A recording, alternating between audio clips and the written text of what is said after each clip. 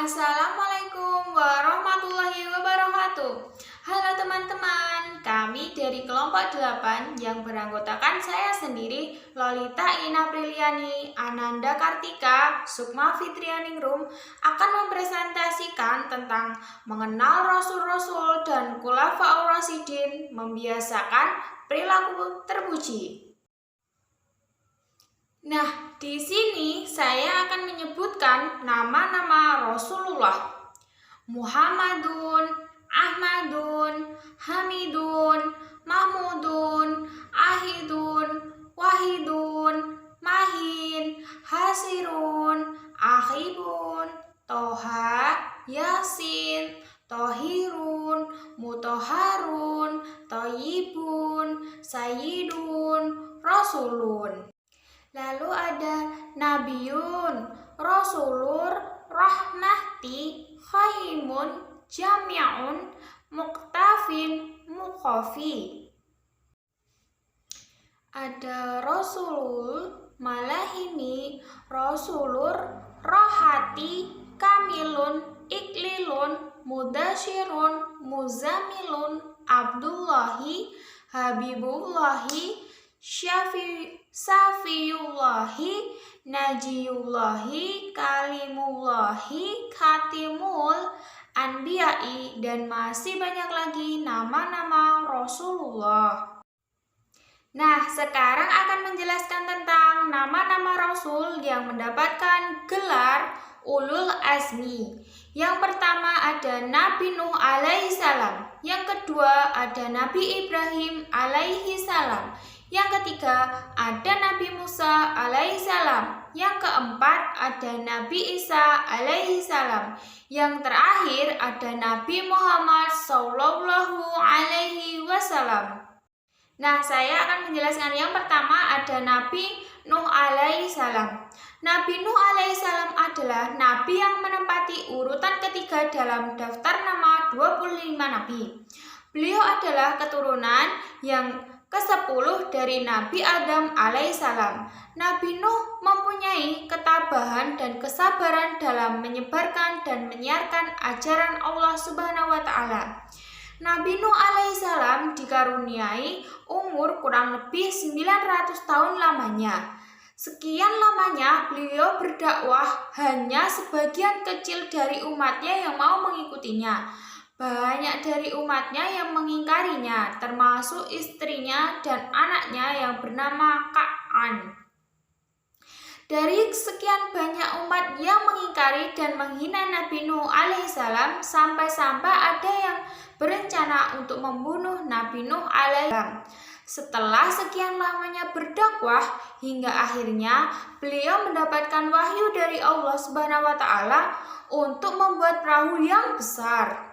Nabi Nuh dan para pengikutnya yang beriman diselamatkan oleh Allah Subhanahu wa Ta'ala karena senantiasa mengikuti perintah Allah untuk ikut naik ke dalam perahu besar tersebut. Di dalam perahu besar tersebut, umat Nabi Nuh alaihissalam tidak lupa untuk membawa berbagai perbekalan, tidak lupa pula berbagai macam jenis hewan-hewan yang berpasangan, yang jantan dan yang betina. Merekalah yang diselamatkan oleh Allah Subhanahu wa Ta'ala melalui mukjizat yang diberikan kepada Nabi Nuh alaihissalam, yakni sebuah perintah untuk membuat sebuah perahu yang besar.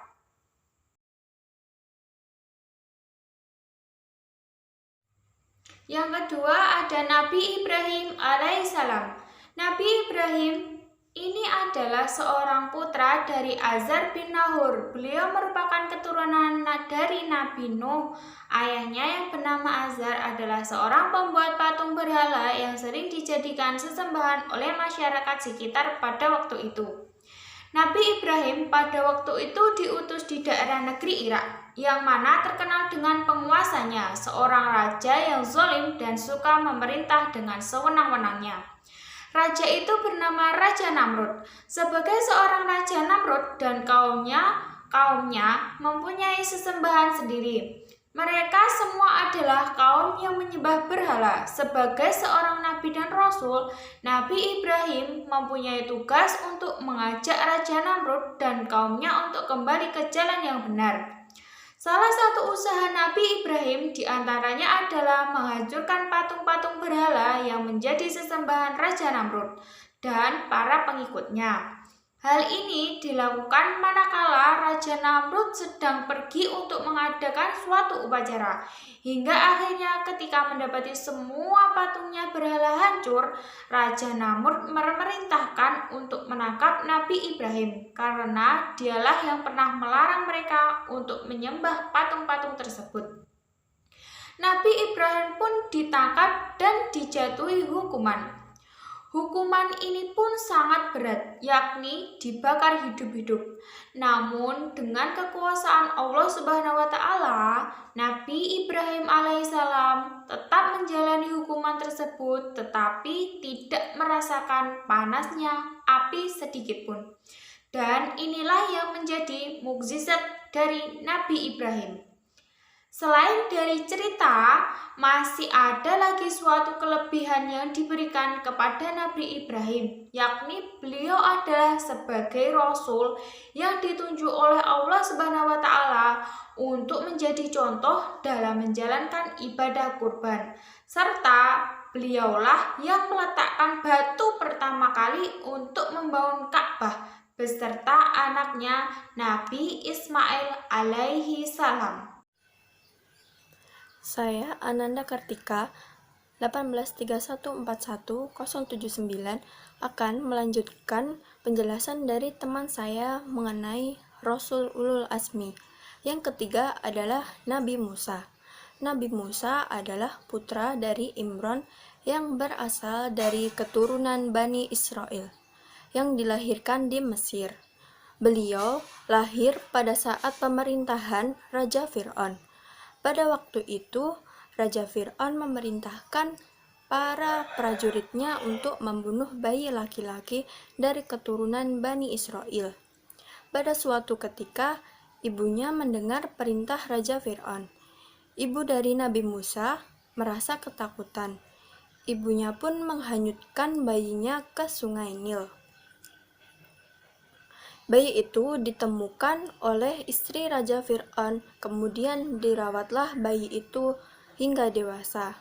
Suatu ketika, Nabi Musa diangkat menjadi nabi dan rasul dan kemudian mengajak kaumnya untuk beriman kepada Allah Subhanahu wa taala. Raja Fir'aun merasa terusik dan pada akhirnya memerintahkan prajuritnya untuk mencari dan menangkap Nabi Musa dan pengikutnya. Dalam pengajarannya, Nabi Musa alaihissalam mendapatkan mukjizat, yakni memukulkan tongkatnya ke laut, dan akhirnya laut itu pun terbelah dan bisa dilewati sebagai jalan. Raja Fir'aun dan prajuritnya ditenggelamkan oleh Allah Subhanahu wa taala di laut tersebut. Dan yang keempat adalah Nabi Isa. Nabi Isa adalah putra dari Maryam. Dengan kuasa dan izin Allah Subhanahu wa taala, beliau dilahirkan tanpa perantara seorang ayah. Ibunya, Maryam, terkenal dengan perempuan yang taat beribadah, soleh, serta terpelihara dari perbuatan-perbuatan dosa.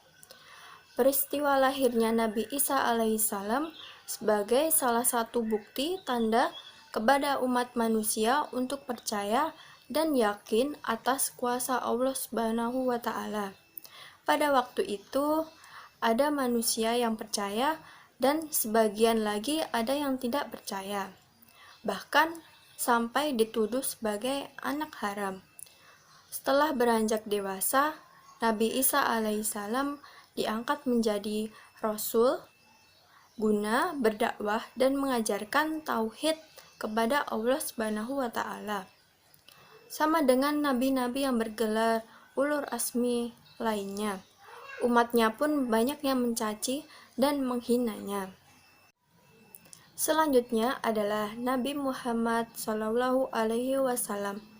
Nabi Muhammad Shallallahu alaihi wasallam adalah anak dari Abdullah bin Abdul Muthalib dan Ibu Aminah binti Wahab. Tepat pada tanggal 12 Rabiul Awal pada tahun Gajah, Beliau berasal dari salah satu suku yang terkenal di kota Mekah, yakni suku Quraisy. Nabi Muhammad SAW dikenal oleh masyarakat dengan sosok yang jujur dan dapat dipercaya. Dari sinilah kemudian beliau dijuluki sebagai Al-Amin. Pada umur 40 tahun, beliau diangkat menjadi seorang rasul. Sebuah amanat itu untuk mengajak dan berdakwah pada umat manusia agar beriman kepada Allah Subhanahu wa taala dan meninggalkan sesembahan berhala yang mereka sembah. Selanjutnya adalah perbedaan nabi dan rasul. Nabi secara bahasa berasal dari kata naba yang berarti dari tempat yang tinggi. Secara istilah, nabi adalah seorang manusia atau hamba Allah Subhanahu wa taala yang diberikan kepercayaan berupa wahyu dari Allah Subhanahu wa taala untuk dirinya sendiri. Sedangkan rasul secara bahasa adalah berasal dari kata risalah yang berarti penyampaian. Secara istilah, rasul adalah seorang yang diberikan wahyu dan kepercayaan oleh Allah Subhanahu wa taala yang kemudian diamalkan dan berkewajiban menyampaikan wahyu tersebut kepada umatnya. Perbedaan nabi dan rasul selanjutnya adalah nabi merupakan laki-laki yang mendapatkan wahyu dari Allah Subhanahu wa taala untuk dirinya sendiri dan tidak wajib untuk disebarkan kepada umatnya. Sedangkan rasul merupakan laki-laki yang mendapatkan wahyu dari Allah Subhanahu wa taala untuk dirinya sendiri yang wajib untuk disebarkan kepada umatnya.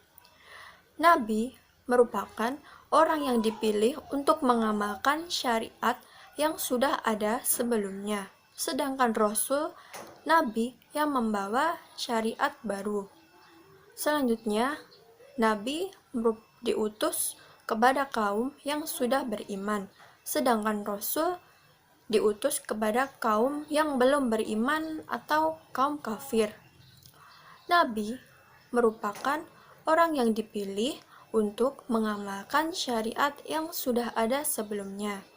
Sedangkan rasul merupakan nabi yang membawa syariat baru. Selanjutnya, saya akan menyampaikan materi mengenai Khulafaur Rasyidin. Khulafaur Rasyidin ini terdiri dari 4 orang. Yang pertama ada Abu Bakar, kedua ada Umar bin Khattab, ketiga ada Utsman bin Affan, dan yang keempat ada Ali bin Abi Thalib. Nah, kita pelajari satu-satu ya. Yang pertama ada Abu Bakar Asy-Siddiq. Nah, Abu Bakar Asy-Siddiq adalah khalifah atau pemimpin utama setelah Rasulullah SAW meninggal. Abu Bakar memimpin umat Islam selama 2 tahun, dari tahun 632 sampai 634 Masehi. Nah, dikutip dari Khulafaur Rasyidin tahun 2019, Abu Bakar adalah orang pertama di luar keluarga Nabi yang memeluk Islam. Ia adalah sahabat yang paling dicintai oleh Nabi. Abu Bakar mengorbankan segala harta bendanya untuk perjuangan Nabi. Putri Abu Bakar yang bernama Siti Aisyah, ia nikahkan dengan Nabi SAW. Gelar As-Siddiq yang amat berarti membenarkan diberikan karena Abu Bakar adalah orang yang membenarkan peristiwa Isra Mi'raj. Pengangkatannya sebagai khalifah setelah Nabi wafat dan sedang menunggu dimakamkan, kaum muslimin mengadakan pertemuan di Syafiqah atau yang disebut dengan Balai Kota yang berada di Bani Sa'idah. Mereka membicarakan siapa sosok yang tepat untuk menggantikan Nabi. Nah, kelompok Ansor itu mengusulkan Sa'ad bin Ubadah. Kabar itu terdengar oleh para sahabat dan keluarga yang sedang mengurus jenazah Nabi. Lalu 3 orang sahabat, yakni Abu Bakar, Umar bin Khattab, dan Abu Ubaidah bin Jarrah itu menyusul ke pertemuan. Saat kelompok Ansor itu bertemu kelompok Muhajirin, terjadi perdebatan yang hebat. Masing-masing bersekukuh mengajukan calon pemimpin pengganti Nabi. Perundingan itu tak juga menemui titik terangnya. Sampai Abu Ubaidah menyampaikan, "Sahabat-sahabatku dari kalangan Ansor, kalian adalah orang pertama yang menolong dan membela agama Islam.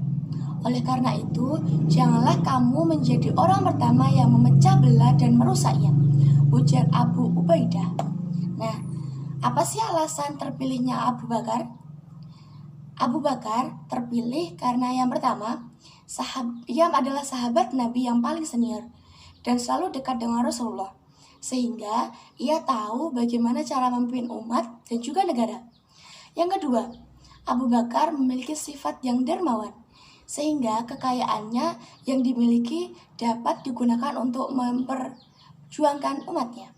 Dan yang ketiga, beliau disegani oleh kaum Quraisy karena tegas, cerdas, dan mau bekerja keras. Pemerintahan Abu Bakar As-Siddiq di masa kepemimpinannya sangatlah singkat. Abu Bakar menyelesaikan perpecahan yang terjadi di suku-suku bangsa Arab. Abu Bakar juga mengumpulkan ayat-ayat suci Al-Quran yang disalinnya menjadi mushaf. Nah, di akhir kepemimpinannya, Abu Bakar memperluas negara atau daerah kekuasaan dengan mengirim tentara keluar. Misalnya, pada tahun 634 Masehi, Abu Bakar mengirim Khalid bin Walid dan pasukannya ke Irak. Mereka berhasil menguasai Al-Hirah.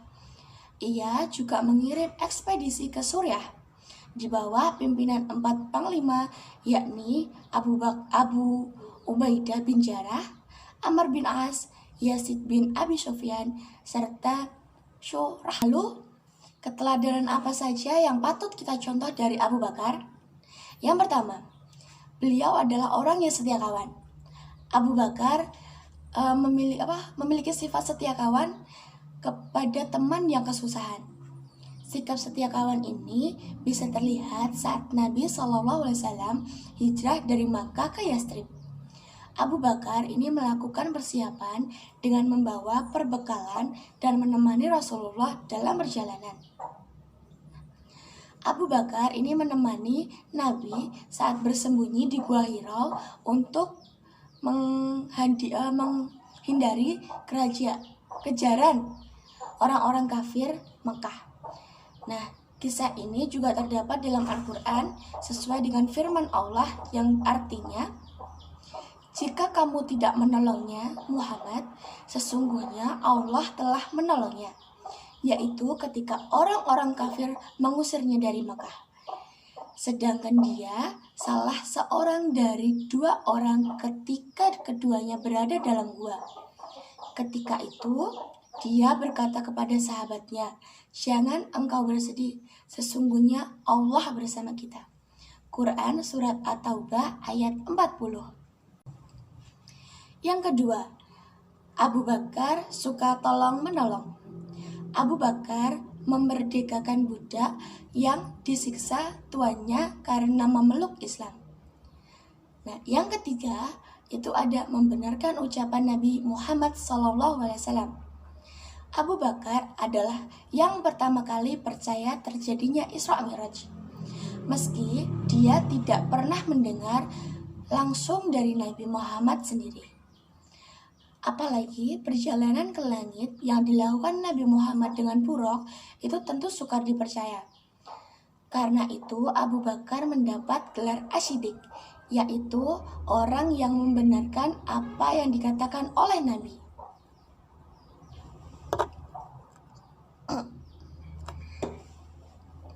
Yang keempat, itu ada tawadu. Sikap ini terlihat saat Abu Bakar diangkat menjadi khalifah.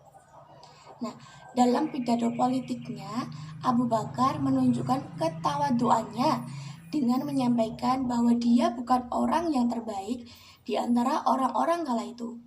Abu Bakar memperlihatkan bahwa dia bisa saja terjebak pada suatu kesalahan, sehingga seorang pemimpin juga perlu menerima masukan agar kembali ke jalan yang benar. Selanjutnya, khalifah yang kedua adalah Umar bin Khattab. Umar bin Khattab adalah khalifah yang kedua yang merupakan pengganti dari Abu Bakar As-Siddiq.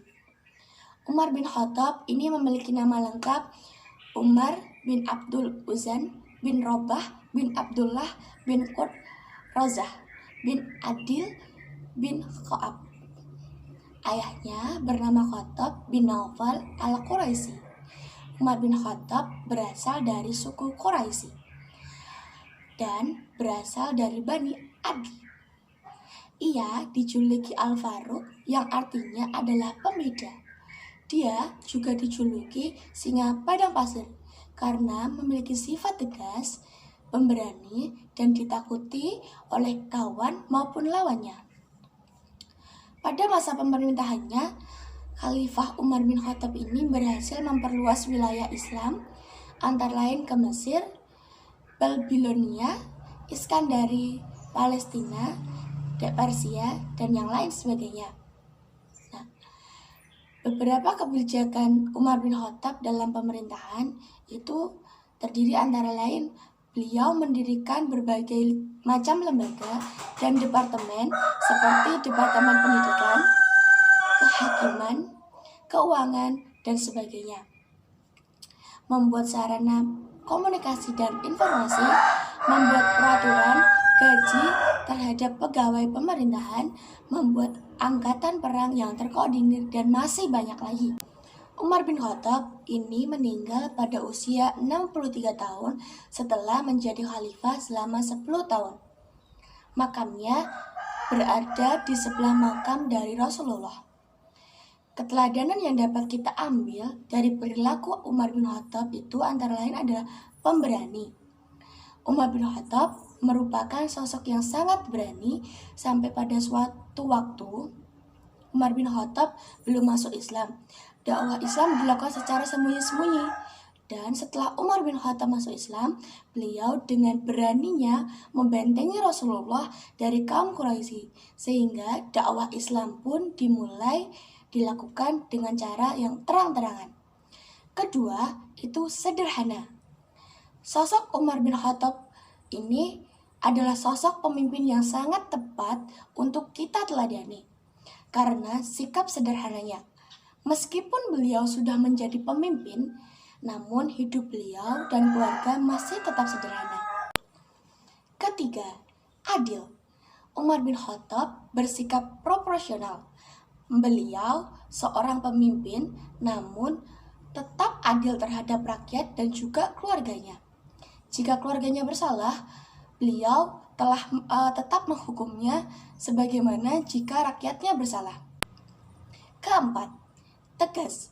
Umar bin Khattab dengan tegasnya meminta panglima perang Islam yang tak terkalahkan untuk berhenti, dan sang panglima pun dengan keikhlasan mengundurkan diri. Hal ini dilakukan beliau untuk menunjukkan bahwa tentara Islam tidak bersandar pada seorang panglima. Tentara Islam akan tetap jaya jika bersandar kepada Allah Subhanahu wa Ta'ala. Khalifah ketiga ini adalah Utsman bin Affan. Utsman bin Affan itu termasuk manusia terkemuka di kabilahnya. Ia terkenal dermawan, pemalu, halus tutur bahasanya, dicintai dan sangat dihormati kaumnya. Beliau masuk Islam pada umur 34 tahun. Saat itu ia diajak oleh Abu Bakar As-Siddiq. Ia termasuk as-sabiqun awalun. Beliau mendapatkan gelar Dun Nurain yang berarti pemilik cahaya. Ketika dibaiat menjadi khalifah, beliau menyampaikan pidato pertamanya bahwa dalam pemerintahannya terkait dengan Al-Quran, As-Sunnah, dan ketetapan Abu Bakar dan juga Umar. Langkah pertamanya menjadi khalifah, Utsman menulis surat yang ditunjukkan kepada seluruh gubernurnya. Dalam surat tersebut, Utsman mengukuhkan dan memberitahukan kepada para penjabatnya bahwa tugas mereka adalah menjaga kemaslahatan rakyatnya. Dalam bidang ekonomi, Khalifah Utsman ini menggunakan berbagai prinsip seperti menerapkan politik Islam secara umum, tidak berbuat zalim kepada rakyat dalam penetapan pajak, memberikan hak-hak kaum muslimin dari Baitul Mal, dan para pegawai pajak wajib menjaga amanah dan menepati janji. Kepribadian Utsman bin Affan yang patut kita teladani itu ada 5. Pertama, kerendahan hatinya. Kedua, beliau adalah orang yang dermawan. Ketiga, malu dan menjaga kehormatan diri. Keempat, beliau adalah pemaaf. Yang kelima, beliau adalah ahli ibadah. Khulafaur Rasyidin yang keempat ada Ali bin Abi Thalib. Khalifah keempat setelah Utsman bin Affan itu adalah Ali bin Abi Thalib bin Abdul Muthalib. Ia adalah anak dari paman Rasulullah, bertemu dengan nazabnya pada kakeknya. Abdul Muthalib bin Hashim yang memiliki anak bernama Abu Thalib adalah saudara laki-laki kandung dari Abdullah, ayah Nabi Muhammad SAW. Sedangkan ibu Ali bin Abi Thalib sendiri bernama Fatimah bin Asad. Ali bin Abi Thalib ini mempunyai 3 saudara kandung laki-laki, yaitu Thalib, Uqail, dan Jafar, dan 2 saudara kandung perempuan, yaitu Ummu Hani dan Jumanah. Ia menikah dengan putri Rasulullah yang bernama Fatimah dan dikaruniai 4 orang anak, yakni Hasan, Husain, Zainab al-Kubra, dan Ummu Kulsum al-Kubra. Peristiwa pembunuhan terhadap Khalifah Utsman bin Affan ini mengakibatkan kegentingan di seluruh dunia Islam yang waktu itu sudah membentang sampai ke Persia dan ke Afrika Utara. Pemberontakan yang waktu itu menguasai Madinah tidak mempunyai pilihan lain selain menjadikan Ali bin Abi Thalib sebagai khalifah. Waktu itu Ali berusaha menolak, tetapi Zubair bin Awam dan Tahlan bin Ubaidillah memaksa dia sehingga akhirnya Ali mau menerima bayatan mereka. Sebagai khalifah yang keempat yang memerintah selama sekitar 5 tahun, masa pemerintahannya mewarisi kekacauan yang terjadi saat masa pemerintahan khalifah sebelumnya. Untuk pertama kalinya, perang saudara antara umat muslim terjadi saat masa pemerintahannya. Pertempuran Basra terdiri dari 20.000 pasukan yang dipimpin Ali melawan 30.000 pasukan yang dipimpin Zubair bin Awam, Tahlah bin Abu Tailah, dan Ummul Mukmin Aisyah binti Abu Bakar, istri Rasulullah. Perang tersebut dimenangkan oleh pihak Ali. Tidak hanya selesai di situ, konflik berkepanjangan terjadi hingga akhir pemerintahannya. Pertempuran Siffin yang melemahkan kekhalifahannya juga berawal dari masalah tersebut. Ali bin Abi Thalib, seorang yang memiliki kecakapan dalam bidang militer dan strategi perang, mengalami kesulitan dalam administrasi negara karena kekacauan yang luar biasa yang ditinggalkan pemerintahan sebelumnya. Masa kekhalifahan Ali bin Abi Thalib ini melakukan langkah-langkah penting, di antaranya dalam bidang hukum, membentuk Majelis Syura, membentuk satuan keamanan, dan juga menjaga kestabilan keamanan dalam negeri. Alasan terpilihnya Ali bin Abi Thalib sebagai khalifah itu antara lain karena beliau merupakan sahabat Rasulullah yang nazabnya paling dekat dengan Rasulullah. Yang kedua, memiliki ilmu yang luas. Ketiga, Ali dicintai oleh Allah dan Rasulnya. Yang keempat, beliau adalah sosok yang pemberani. Nah, kepribadian yang patut kita teladani dari Ali, yang pertama itu ada cinta ilmu. Yang kedua ada tawadu. Yang ketiga, beliau adalah sosok yang dermawan. Dan yang keempat, beliau adalah sosok yang ahli ibadah. Nah, gimana teman-teman tentang penjelasan kelompok kami? Ada yang ingin ditanyakan? Langsung aja ke forum WA ya. Kita akan berdiskusi di sana. Silakan menanggapi dan juga bertanya di sana. Sekian, wallahul muwaffiq ila aqwamit thoriq. Wassalamualaikum warahmatullahi wabarakatuh.